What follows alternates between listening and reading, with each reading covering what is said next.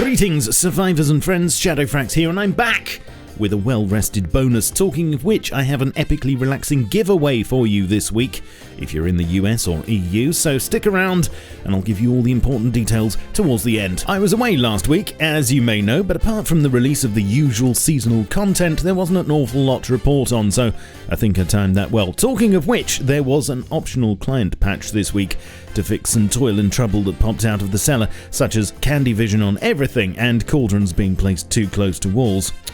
Whilst the team at Facepunch are working on a few big things behind the scenes such as vehicles, instruments and a major graphical overhaul, they're also straining at the keyboard to bring us many more quality of life improvements in the short term, and this week seems to see the focus shift to everyone's favourite pastime, looting. Over on the staging branch, some of these changes to enable our indolence are now live, and first of all, finally, lockers will let you drag and drop individual items both into and out of them, instead of having to swap a whole set of gear at once, which should make planning your wardrobe far more pleasurable, but you can still do a full swap of course, if you wish. Transferring water between containers now requires far less finger action, as you can just hold the left mouse button to siphon contents as desired, and a couple of other big upgrades that just went live on staging are being able to right-click on items in our inventories to send them to our belt bars, and a new hotkey, H, which when held will allow us to swipe across items in a container or body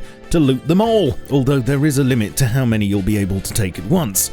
Let me know in the comments what you think to these enhancements. Team chat is also live on staging now, and what this means is that if you're in a team, you can press tab whilst the chat UI is open to toggle between global and team chat, with the latter only being visible to the other members. You'll still see all messages displayed in sequence though, so you don't have to miss out on the rest of the server population's wholesome messages.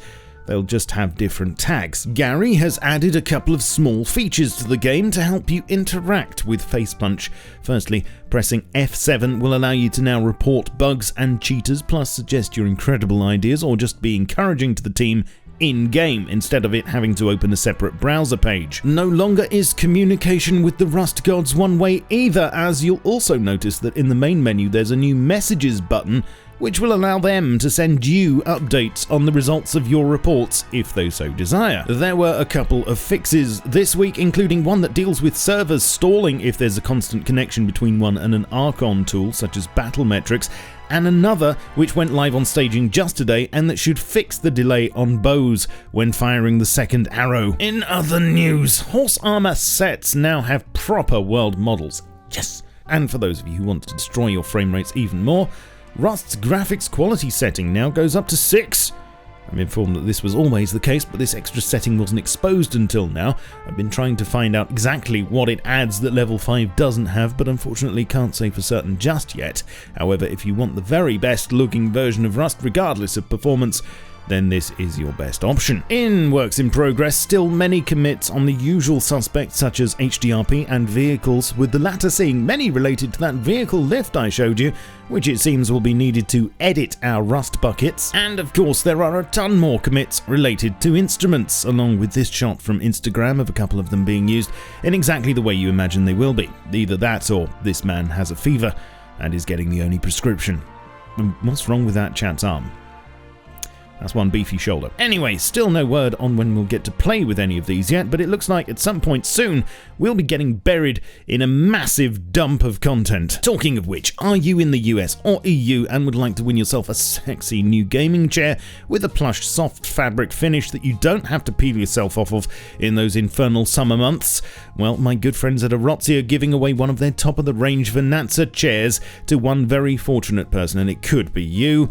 All you have to do is follow the link to the giveaway page in the description. A winner will be chosen by random on Monday 28th of October, and if it's you, then you'll need to reply within 48 hours to claim it, so don't forget to keep checking your emails. I've got one of these myself, and it's a very nice piece of kit. Almost feels like you're still on the sofa, which is both confusing yet reassuring. Frog boots not included. Also, not only can you use code SHADOWFRAX on Arotzi's stores for 10% off any order, but now you can finally use code SHADOWFRAX on Facepunch's merch store, again for 10% off any of their hoodies, shirts, mugs, etc, etc. This will last indefinitely, and there's no limit to how many times you can use it. Okay, And that was a lot of shameless plugging, but hopefully it's all stuff you can benefit from. Let me know in the comments what you think to Rust's development this week. Make sure you're subscribed and have notifications on. And if you got a notification for this video, let me know down below, please. You can see me stream 3 times a week over on Twitch. I'm also available on Twitter, Facebook, Discord, and my Steam group. I shall catch you all soon, of course, but in the meantime, keep calm and stay rusty. Cheerio.